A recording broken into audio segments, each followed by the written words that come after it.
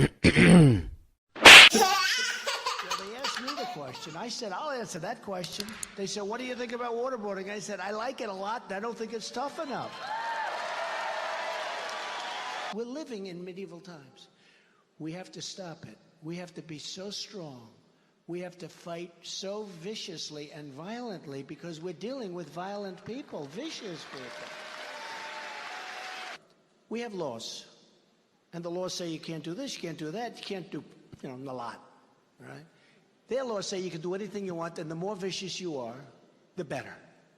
So we can't do waterboarding, which is, it's not the nicest thing, but it's peanuts compared to many alternatives, right? So we can't do waterboarding, but they can do chopping off heads, drowning people in steel cages. They can do whatever they want to do. They probably think we're weak, we're stupid, we don't know what we're doing, we have no leadership.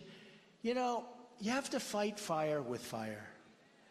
We have people out there